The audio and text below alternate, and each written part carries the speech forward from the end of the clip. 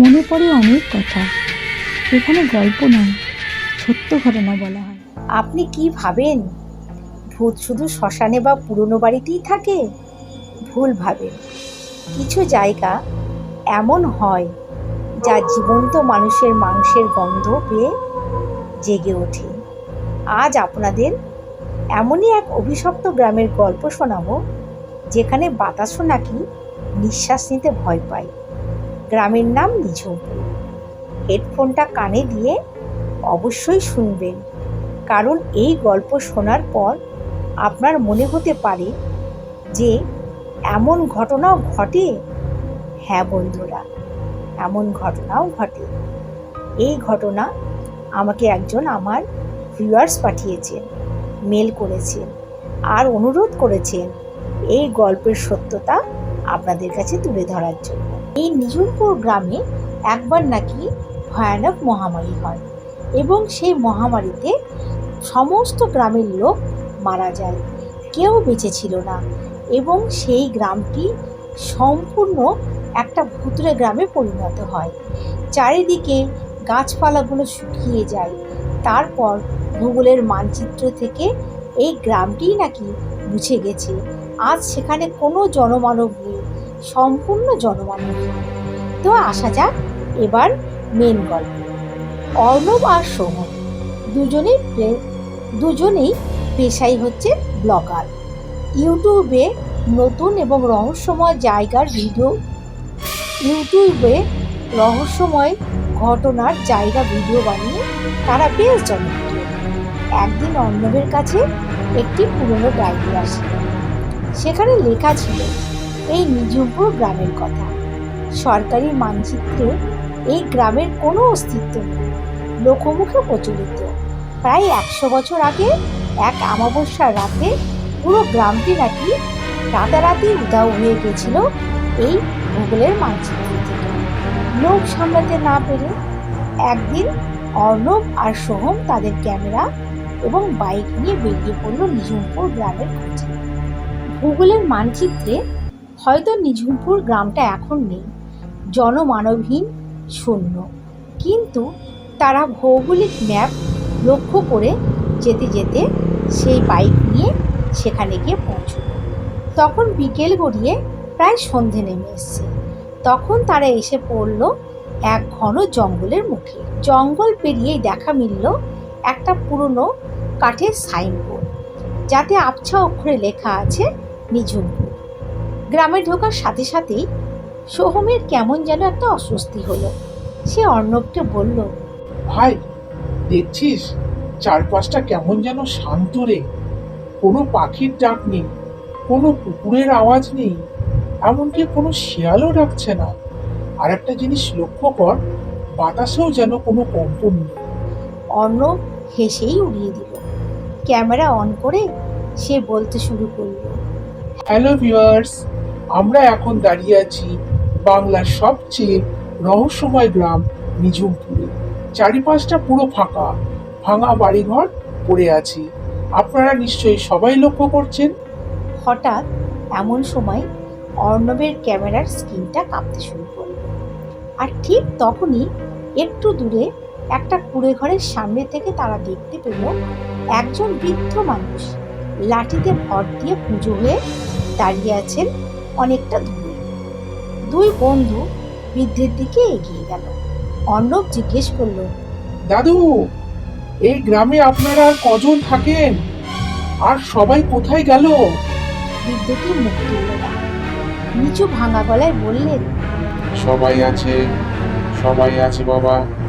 আজ অনেকদিন পর আমাদের ঘরে অতিথি এসেছে। তোমরা বসো, আমি সবার সাথে দেখা করাচ্ছি। বৃদ্ধের কথা শেষ হতেই অলৌকিক ঘটনা ঘটতে শুরু করলো। শূন্য বাতাস থেকে ভেসে আসতে লাগলো মানুষের গুঞ্জন। যে ঘরগুলো একটু আগে ভাঙা আর পরিত্যক্ত মনে হচ্ছিল, হঠাৎ সেই ঘরগুলো কেমন যেন অদ্ভুত পরিবর্তন হয়ে গেল। সবকিছু যেন ঠিকঠাকের মতন লাগতে শুরু করলো। সেই ঘরগুলোর সামনে দিয়ে যে রাস্তাগুলো গেছে, সেই রাস্তাঘাটে হঠাৎ করেই অনেক মানুষের আনাগোনা চোখে পড়তে লাগলো। কেউ তরকারি কাটছে, কেউ গল্প করছে আর দূরে বাচ্চারা খেলা করছে।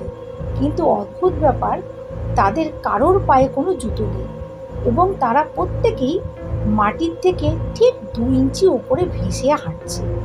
তাদের চোখগুলো সম্পূর্ণ কেমন যেন ফ্যাকাসেটাই, কোনো মনি নেই।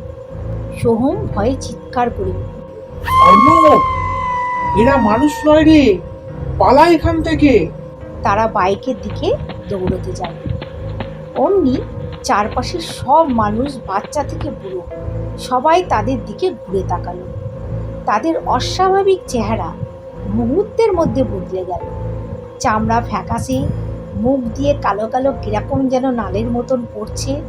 বৃদ্ধ মানুষটি তার লাঠি ফেলে তখন সোজা হয়ে দাঁড়িয়ে গেল। তার দুটো হাত অস্বাভাবিক লম্বা হয়ে অর্ণবের দিকে এগিয়ে আসতে লাগলো। বৃদ্ধটি এক ভয়ঙ্কর অট্টহাসি দিয়ে বলে উঠল, কোথায় পালাবি? 100 বছর পর আজ অমাবস্যার রাতে আমরা রক্ত মাংসের শরীর পেয়েছি রে। তোদের আত্মা চুষে আমরা চিরকাল বেঁচে থাকবো।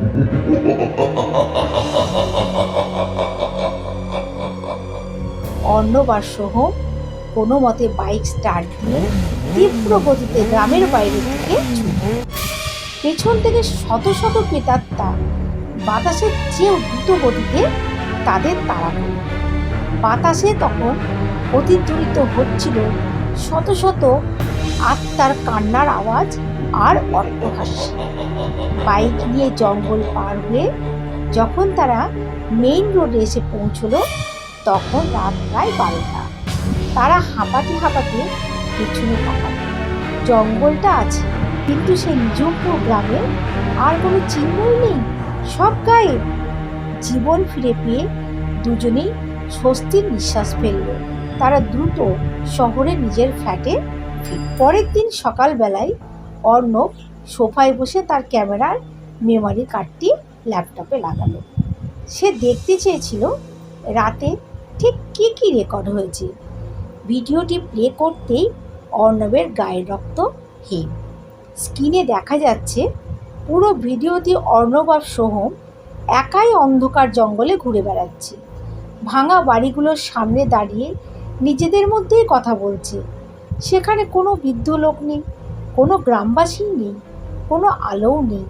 কিন্তু ভিডিওর ঠিক শেষ অংশে যখন অর্ণব ক্যামেরা নিজের মুখের সামনে ধরেছিল, তার ঠিক পেছনে অন্ধকারের মধ্যে দুটো জলজলে লাল চোখ স্পষ্ট দেখা যাচ্ছিল, আর একটা লম্বা ফ্যাকাশে হাত যেন অর্ণবের কাঁধের কাছাকাছি এসে ওর কাঁধে হাতটা রাখার চেষ্টা করছিল।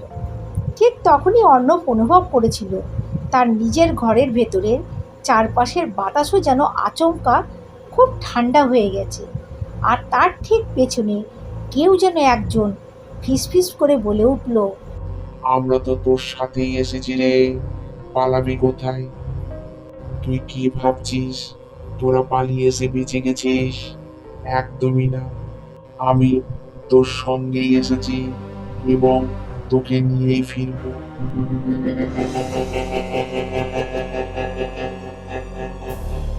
এই কথা শোনার পর অর্ণব অজ্ঞান হয়ে মাটিতে পড়ে যায়। অর্ণবের বাড়ির লোক ছুটে আসে এবং তাকে সুস্থ করে তোলে। তাহলে আপনাদের কি মনে হয়, সেই নিঝুমপুরের সেই অতৃপ্ত বৃদ্ধ আত্মাটি আজও কি অর্ণবের আশেপাশেই ঘুরে বেড়াচ্ছে? আপনাদের কি মনে হচ্ছে কমেন্টস করে কিন্তু অবশ্যই জানাবেন। আর হ্যাঁ, মাঝরাতে কখনো কিন্তু অচেনা কোনো গ্রামে যাওয়ার ভুলটিও করবেন না। গল্পটি ভালো লাগলে লাইক ও সাবস্ক্রাইব করবেন। সাবধানে থাকবেন, সবাই ভালো থাকবেন, সুস্থ থাকবেন। আর আমার গল্পটি ভালো লাগলেও কমেন্টস করবেন, যদি ভালো না লাগে তাহলেও কমেন্টস করবেন। আর আপনাদের কাছে যদি এমন কোনো সত্য ঘটনা থাকে আমাকে মেল করবেন। পরবর্তী ঘটনাটা হয়তো আমি আপনাদের কাছে উপহার স্বরূপে ভিডিওর মাধ্যমে তুলে ধরব।